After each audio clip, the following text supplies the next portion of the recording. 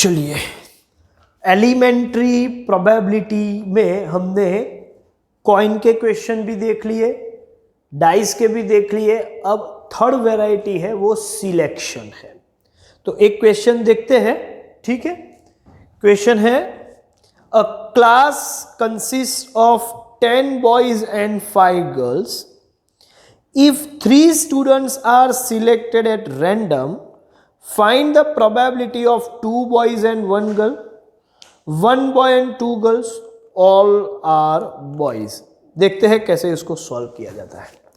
ऐसे जब भी क्वेश्चन सिलेक्शन के हो तो let you be the sample space, ये लिखने की जरूरत नहीं है, आप डायरेक्टली सिचुएशन को लिखो।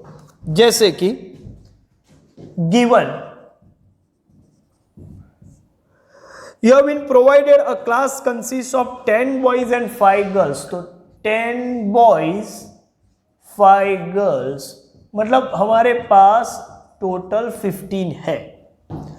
अब इनमें से आपको सिलेक्शन करना है और सिलेक्शन करने के बाद प्रोबेबिलिटी निकालनी है कि 2 गर्ल 1 बॉय या 1 बॉय 2 गर्ल्स जो भी है उस हिसाब से। तो जिसकी इसके बाद सीधा रिक्वायरमेंट पे आ जाइए, सीधी प्रोबेबिलिटी पे आ जाइए। क्या है प्रोबेबिलिटी? तो probability of selecting 2 boys and 1 girl. तो मैं लिख रहा हूं probability that 2 boys and 1 girl are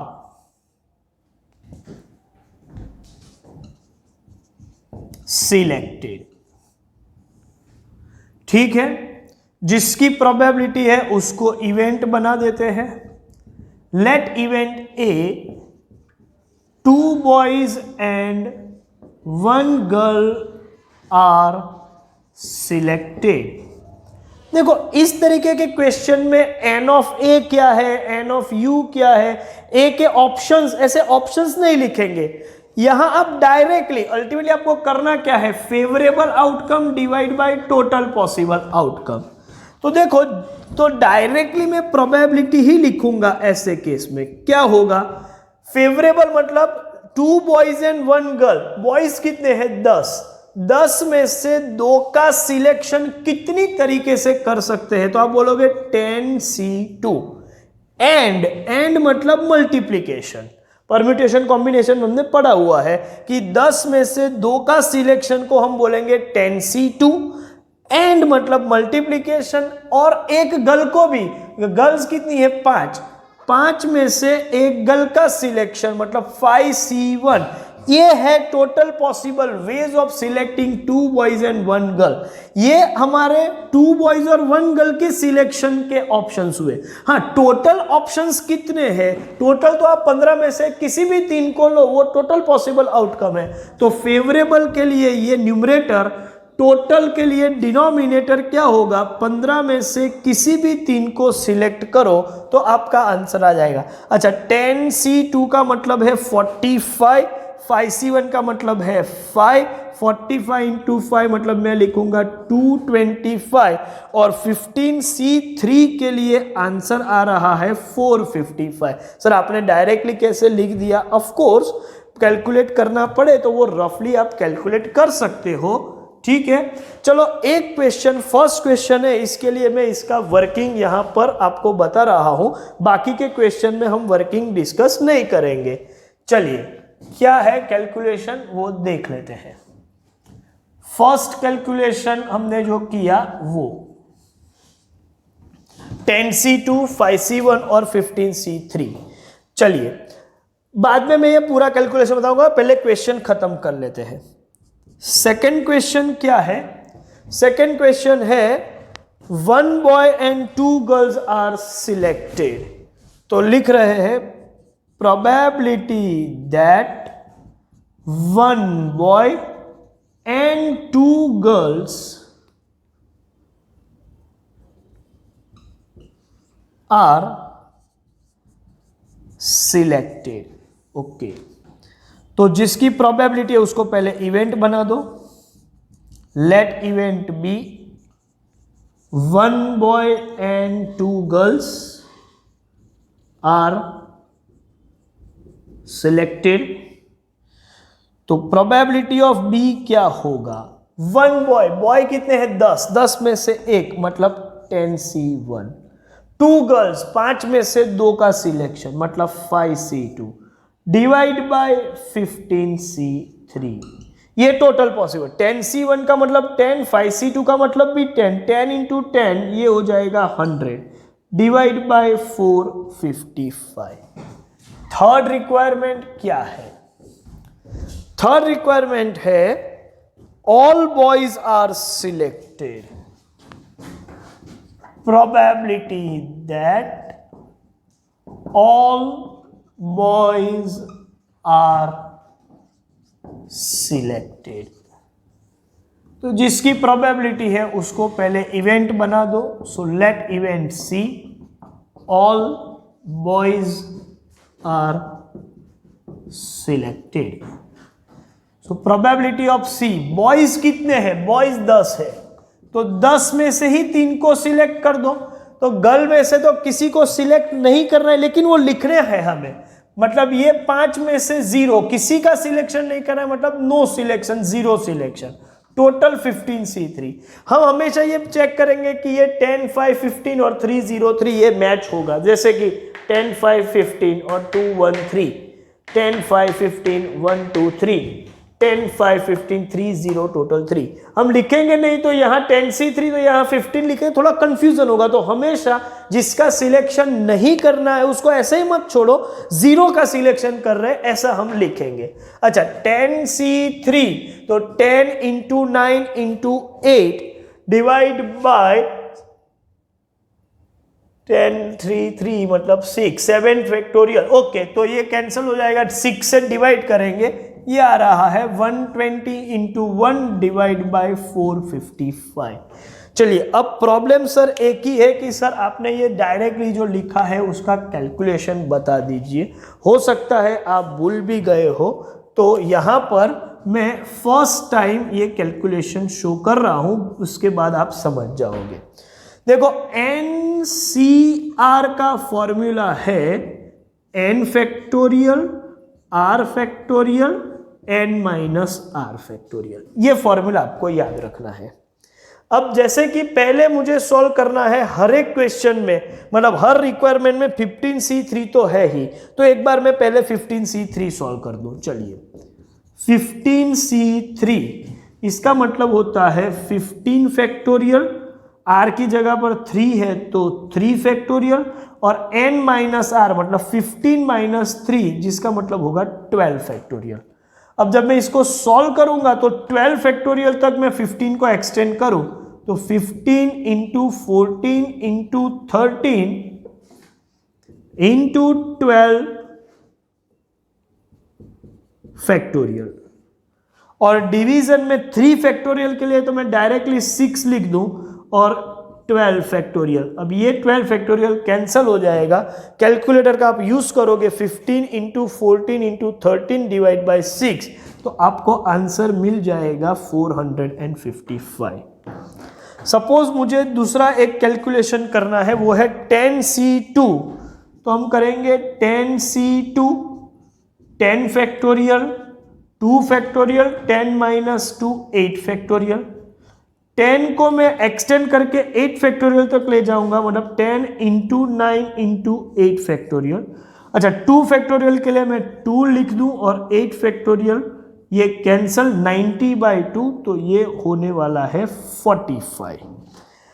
फिर 5C1 वो तो ओरली हो सकता है कि 5C1 इज ऑलवेज 5, फिर भी लिख लेते हैं 5C1 5 factorial 1 factorial 5 minus 1 4 factorial, 5 into 4 factorial divide by 1 into 4 factorial, ये कैंसल कर देंगे तो यहां बचेगा 5।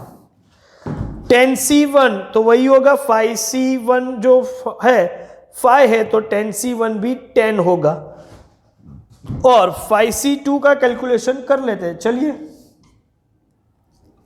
10C1 भी बता देते हैं। 10 factorial 1 factorial 10 minus 1 9 factorial, 10 into 9 factorial divide by 1 into 9 factorial, ये कैंसिल हो जाएगा तो ये बचेगा 10। चलिए फोर्थ के बाद फिफ्थ वर्किंग 5c2 के लिए 5 फैक्टोरियल 2 फैक्टोरियल 5 माइनस 2 3 फैक्टोरियल। चलिए मैं इसको एक्सटेंड करूं तो 5 इंटू 4 इंटू 3 फैक्टोरियल 2 फैक्टोरियल का 2 इंटू 3 फैक्टोरियल, ये कैंसिल हो जाएगा 20/2 मतलब 10। एक और कैलकुलेशन है यहाँ पर और वो कैलकुलेशन है 10c3। तो 10c3 का भी मैं कैलकुलेशन शो कर दूं। 10c3 is 10 factorial 3 factorial 10 minus 3 7 factorial. Extend करें तो 10 into 9 into 8 into 7 factorial divide by 6 into 7 factorial. ये कैंसिल हो जाएगा तो क्या बचेगा भाई, ये बचेगा 120। 10 इंटू 9 इंटू 8 डिवाइड बाई 6 और 5c0। अच्छा ये तो आप डायरेक्टली कर सकते हो, ये ओरली याद रखने की चीज है, फिर भी 5c0 is 5 factorial 0 factorial and 5 factorial. 0 factorial भी 1 होता है, 5 फैक्टोरियल कैंसिल हो जाएगा, फाइनल आंसर 1 रहेगा। इसके साथ साथ आप ये सब वर्किंग मैंने शो किए, ये आपको बताने की जरूरत नहीं है, आप उसको रफली कैलकुलेट कीजिए या ओरली कैलकुलेट कीजिए, आपको सीधा आंसर ही लिखना है। एक चीज मैं आपको यहाँ पर बता दूं कि कॉम्बिनेशन के जो रूल्स है, ठीक है, उसको भी एज अ नोट एक बार आप लिख लीजिए। एक काम कीजिए, ये जो वर्किंग किया हुआ है और ये क्वेश्चन है उसका एक स्क्रीनशॉट ले लीजिए। हम एक और क्वेश्चन सॉल्व करने जा रहे हैं, पहले इसका स्क्रीनशॉट ले लीजिए, ठीक है।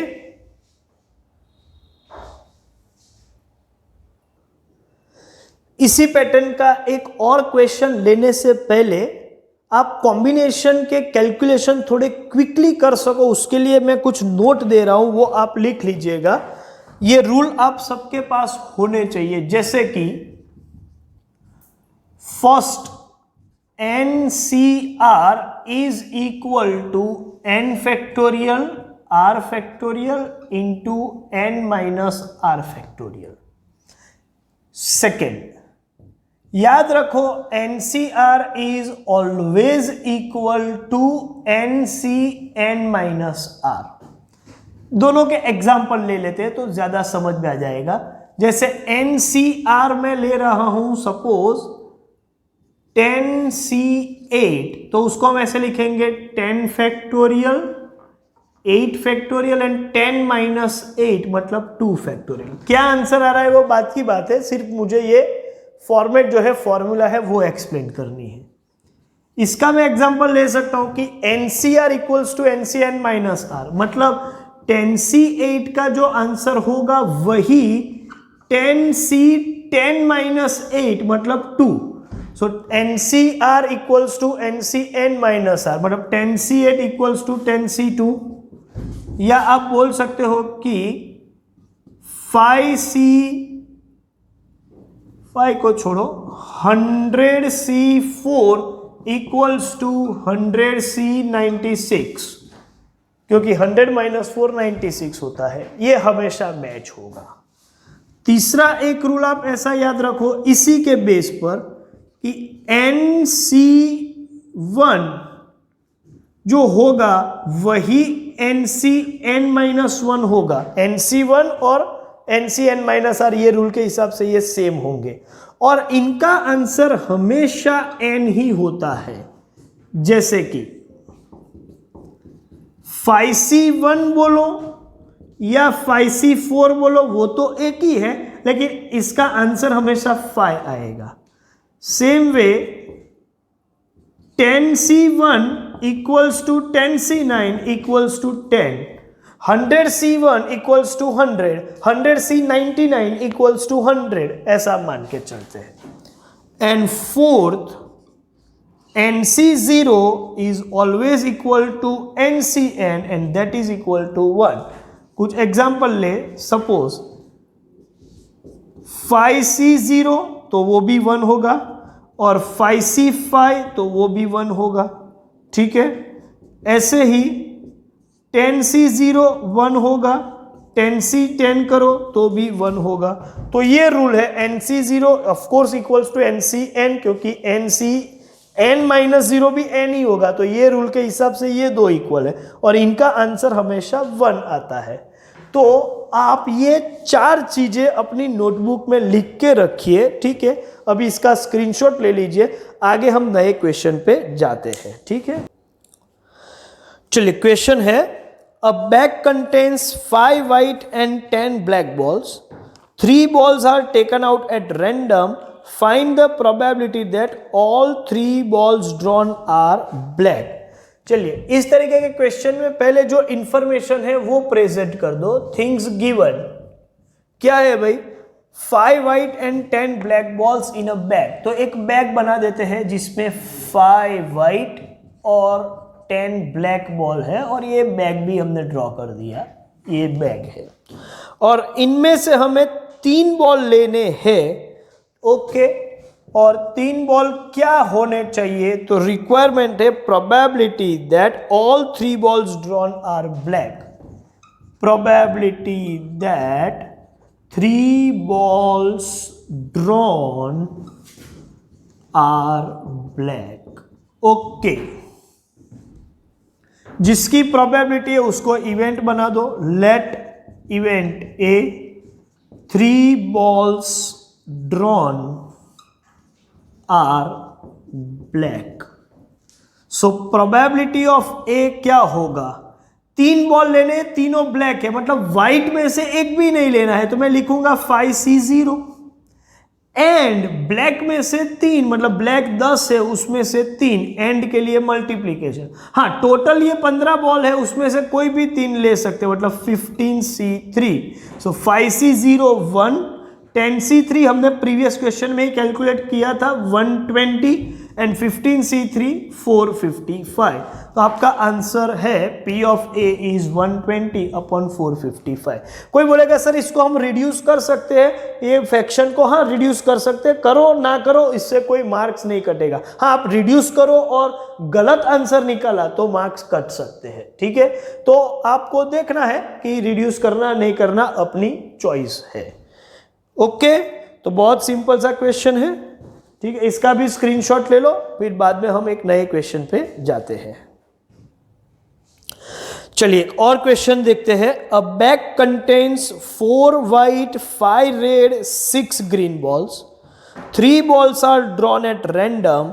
What is the probability that a white, a red and a green, मतलब एक एक बॉल लेना है हर कलर का, is drawn. Very simple task. चलिए अभी आपको पता चल जाएगा। थिंग्स गिवन क्या दिया हुआ है, अ bag contains 4 white 5 red 6 green ball, ये बैग भी बना दिया हमने। चलिए इनमें से 3 बॉल हम लेने वाले हैं और वो कौन से होने चाहिए, तो वो प्रोबेबिलिटी है, probability that a white, a red and a green ball is drawn.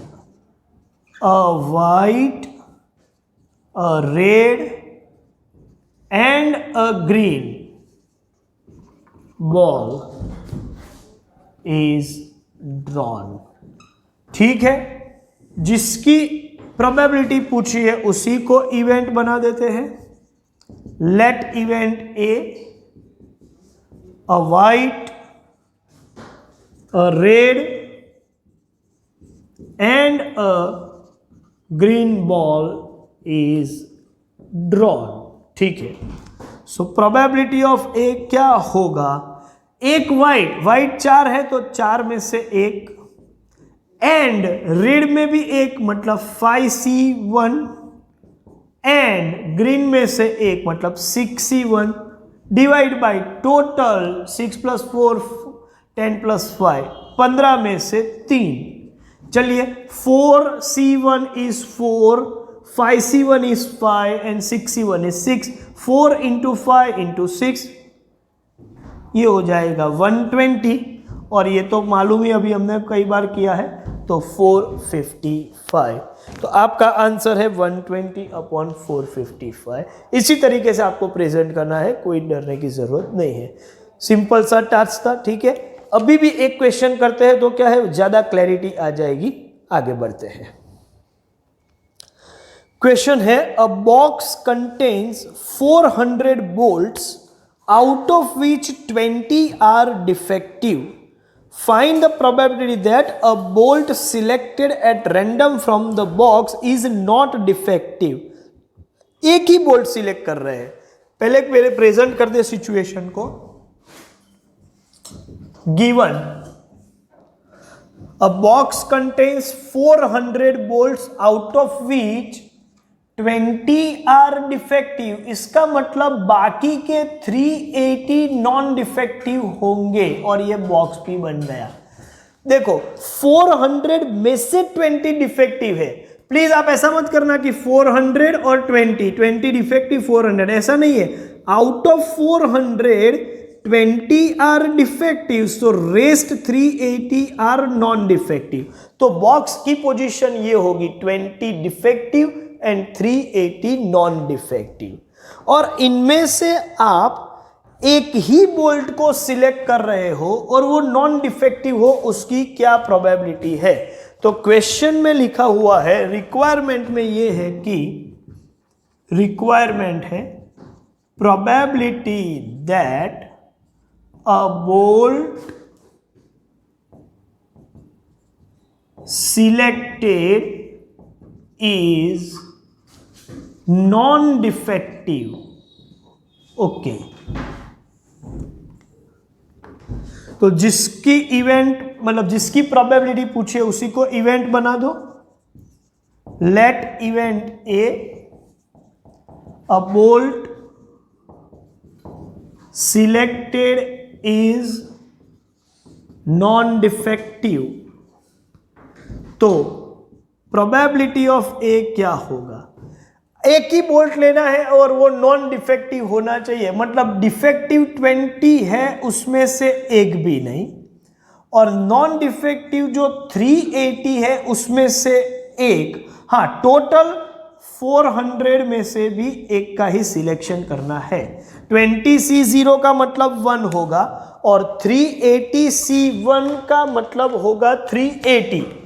तो 1 इंटू 380 ये हो जाएगा 380 डिवाइड बाई 400 C1 मतलब 400, और इसको सपोज मैं रिड्यूस भी करूं तो 19/20। ये इजी है तो मैंने रिड्यूस कर दिया। अच्छा, यहां पर एक डिस्कशन का पॉइंट बनता है। मैं बोलूं कि जब आप एक ही आइटम का सिलेक्शन कर रहे हो तो डायरेक्टली भी लिख सकते हो, जैसे कि 20 डिफेक्टिव है, 380 नॉन डिफेक्टिव है। आपको नॉन डिफेक्टिव का प्रोबेबिलिटी चाहिए तो फेवरेबल 380, टोटल 400। लेकिन एक ही आइटम का सिलेक्शन हो, सिंगल सिलेक्शन हो सिंगल आइटम का, तो आप डायरेक्टली बोल सकते हो, क्योंकि वैसे भी ये 20C0 1 होगा तो ये फेवरेबल 380C1 380 होने वाला है और 400C1 400 ही होने वाला है। तो सपोज आपके पास 500 आइटम्स है, उसमें से 10 डिफेक्टिव है, तो डिफेक्टिव की प्रोबेबिलिटी क्या होगी? 10 फेवरेबल आउट ऑफ 500, सो 10/500 आप डायरेक्टली बोल सकते हो। ऐसा डायरेक्टली लिखने का राइट है आपके पास, लेकिन तभी ये पॉसिबल है जब आप सिंगल आइटम का सिलेक्शन करते हो। हाँ, 2 आइटम ले और 2 डिफेक्टिव हो, या 3 आइटम ले और तीनों नॉन डिफेक्टिव हो, ऐसा है तो कंपल्सरीली कॉम्बिनेशन फॉर्मूला का यूज करना ही पड़ेगा।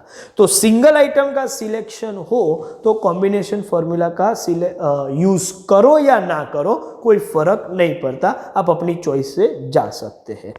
तो based on this few homework questions will be there. ठीक है, देखते हैं क्या है होमवर्क। होमवर्क में आप खत्म कर सकते हो अप टू क्वेश्चन नंबर 13, ये होगा आपका होमवर्क। चलिए, तो यहां पर सेशन खत्म करते हैं। Thank you very much.